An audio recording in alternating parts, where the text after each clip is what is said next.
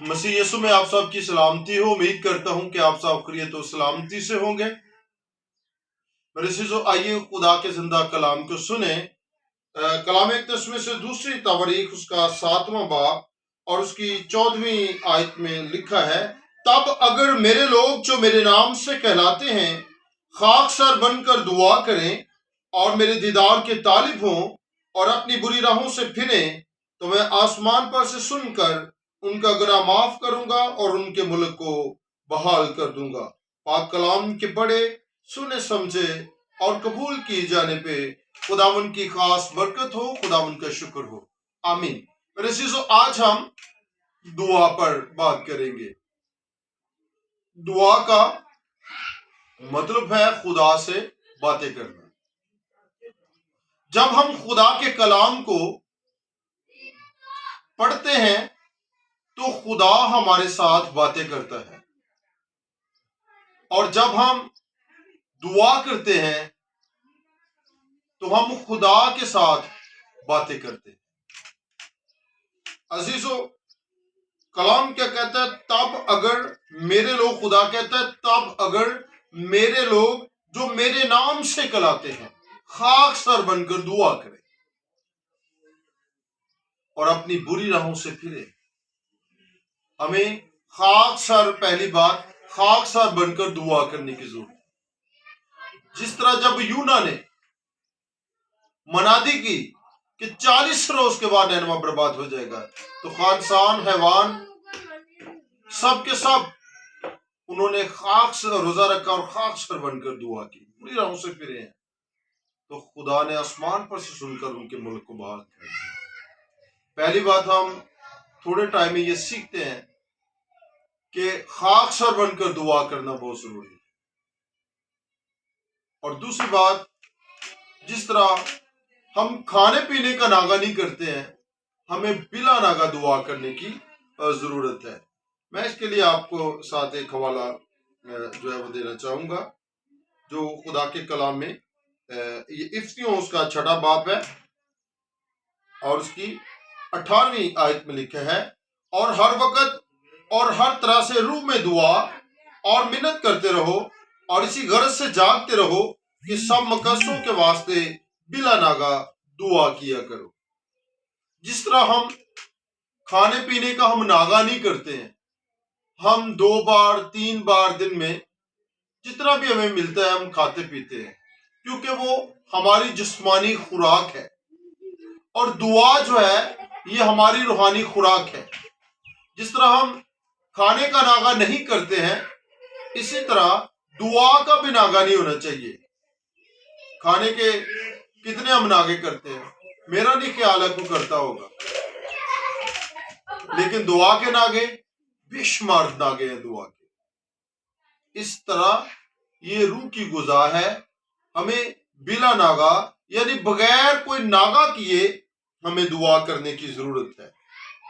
और मैं आपको बताना चाहता हूं, इसीलिए खुदा का कलाम हमें सिखाता है कि बिला नागा दुआ करो।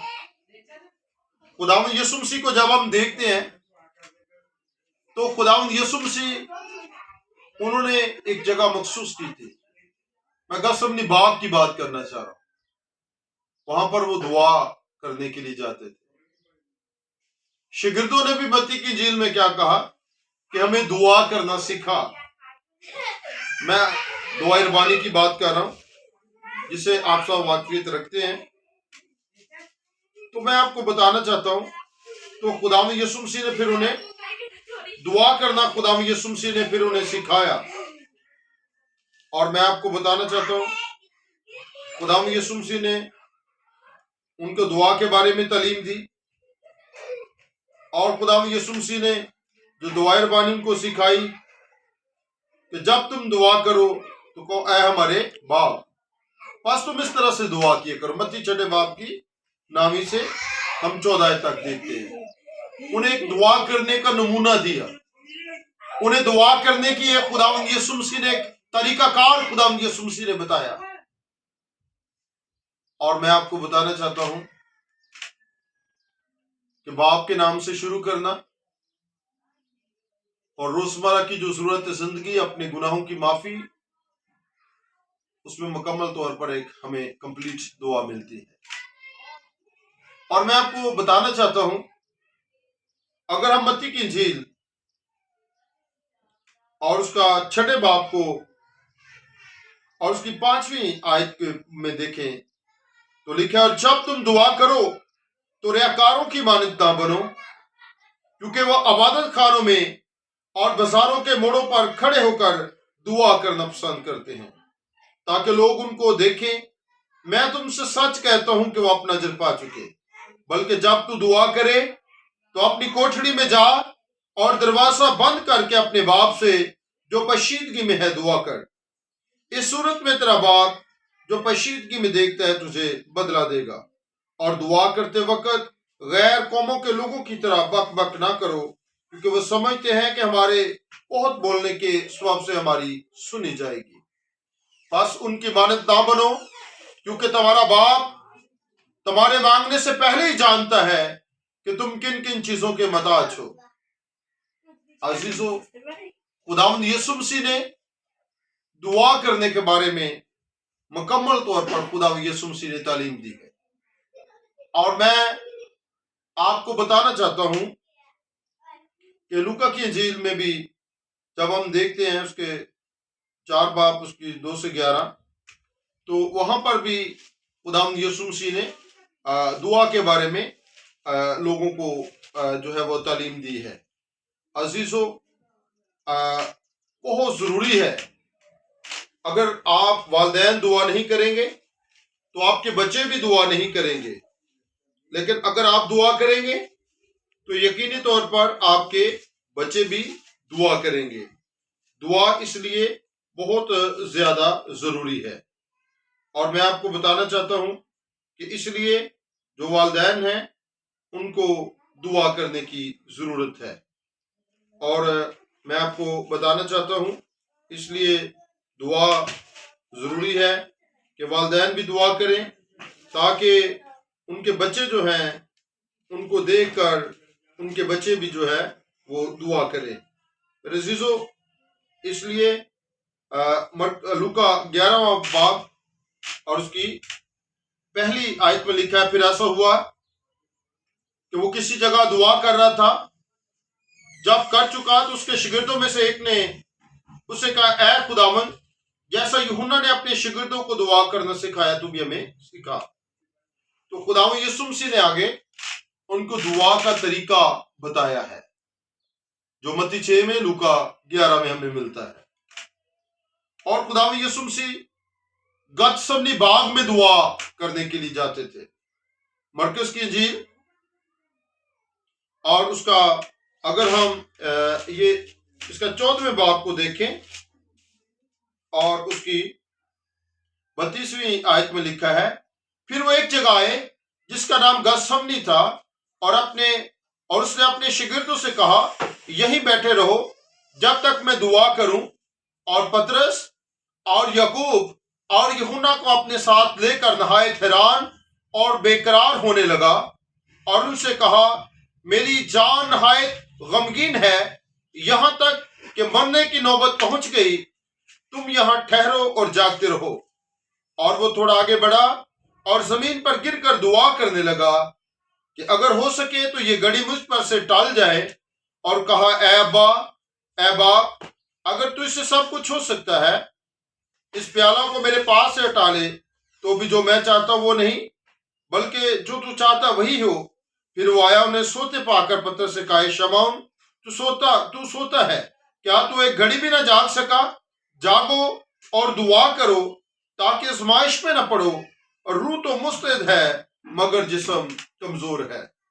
عزیزو، جس کے ہم فالور ہیں، یسوع مسیح خود گتسمنی باغ میں دعا کے لیے جاتے تھے۔ ہمیں جاگنے کی ضرورت ہے، ہمیں دعا کرنے کی ضرورت ہے، اور جاگنا بھی دعا کے ذریعہ سے ہے۔ اور جاگنے کا مطلب یہ نہیں ہے کہ آپ ساری رات سوئے نہ، آپ جاگتے رہیں۔ روحانی طور پر دعا میں جاگنا ہے۔ اور میں آپ کو بتانا چاہتا ہوں، اگر ہم کلسیوں کے خط کو دیکھیں تو وہاں پر بھی خدا کا بندہ جو ہے وہ ہمیں دعا کے بارے میں جو ہے وہ تعلیم دیتا ہے۔ پولس رسول بھی دعا کے بارے میں ہمیں سکھاتا ہے۔ اگر ہم کلسیوں اور اس کا 4 باب اور اس کی 2 آیت کو دیکھیں تو لکھا ہے دعا کرنے میں مشغول اور شکر گزاری کے ساتھ اس میں بیدار رہو۔ 3 آیت اور ساتھ ساتھ ہمارے لیے بھی دعا کیا کرو کہ خدا ہم پر کلام کا دروازہ کھولے تاکہ میں مسیح کے اس بھید کو بیان کر سکوں جس کے سبب سے قید بھی ہوں۔ عزیزو، یہاں پر بھی پولس سکھاتا ہے دعا کرنے میں مشغول رہو، یعنی ہمیں دعا کرنے میں ہمیں مشغول رہنے کی ضرورت ہے، ہمیں دعا کرنے کی ضرورت ہے، ہمیں بیدار رہنے کی ضرورت ہے، ہمیں جاگنے کی ضرورت ہے، اس لیے ہمیں دعا کرنے کی ضرورت ہے۔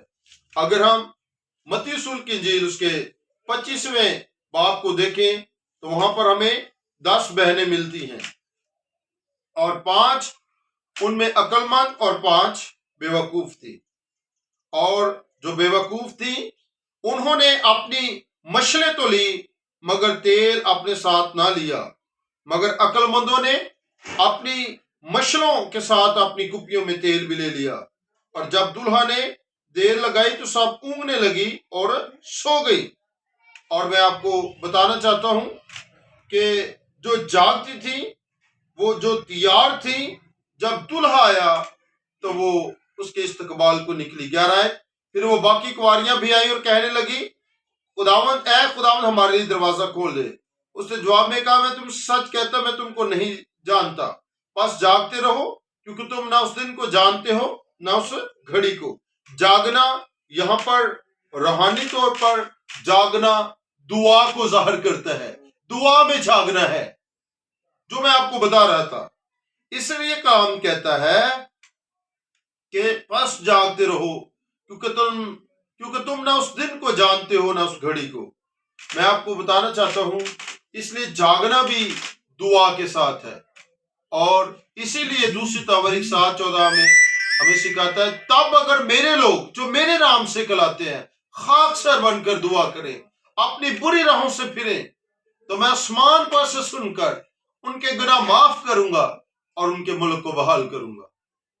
ایک دفعہ کا ذکر ہے کہ 13 آدمیوں کا دعائیہ گروپ تھا، اور ان میں سے 2 میاں بیوی جو تھے وہ کہیں خدمت کے سلسلے میں، کلام کی انجیل کی بشارت کے سلسلے میں کہیں اور جگہ ان کو جانا پڑا، اور جو پیچھے 11 تھے وہ ان کے لیے دعا کر رہے تھے کہ خداوند ان کے سفر کو مبارک کرنا، خداوند ان کی مدد کرنا۔ وہ جب جا رہے تھے تو ایک جنگل میں ان کا گزر ہوا اور وہاں پر ان کی گاڑی خراب ہو گئی۔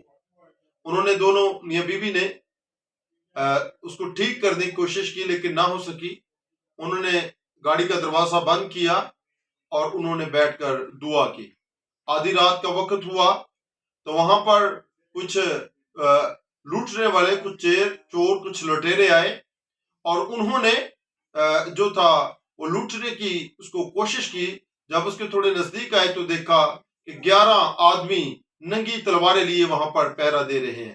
واپس چلے گئے، دوسری بار پھر آئے، پھر انہوں نے دیکھا کہ وہاں پر اسی طرح پہرا لگا ہوا ہے، اور جب تیسری بار آتے اتنی دیر میں صبح ہو گئی، کیونکہ وہ 11 جو پیچھے تھے ان کے لیے دعا کر رہے تھے۔ تو میں آپ کو بتانا چاہتا ہوں، تو جب صبح ہوئی تو انہوں نے پھر بتایا کر کے ہم 3 بار لوٹنے کے لیے آئے ہیں، لیکن جب بھی آتے تھے تو یہاں پر 11 آدمی ننگی تلواریں لے کر پہرا دے رہے ہوتے تھے، ہم واپس چلے جاتے۔ دعا آپ کی ڈھال ہے، دعا آپ کو دشمن سے بچاتی ہے، دعا آپ کو محفوظ کرتی ہے، اور دعا ایک سیڑھی کی مانند ہے جس کا ایک سرا یہاں پر ہے ایماندار کے دل میں، اور دوسرا اس کا سرا آسمان پر۔ یہاں یعنی دعا یہاں سے نکل کر آپ کی ڈائریکٹ آسمان پر جاتی ہے۔ دنیا میں تمام چیزیں مر کر جاتی ہیں، لیکن دعا جو ہے یہ ڈائریکٹ زندہ آسمان پر جاتی ہے۔ اس لیے میرے عزیزو، آپ کو بلا ناغہ اور روزانہ ہی آپ کو دعا کرنے کی ضرورت ہے۔ آپ بغیر کوئی ناغہ کیے دعا کریں، آپ खाक सर बनकर दुआ करें, आप अपनी बुरी राहों से फिरें, तो आसमान का खुदा यकीनी तौर पर आपकी दुआ को सुनेगा।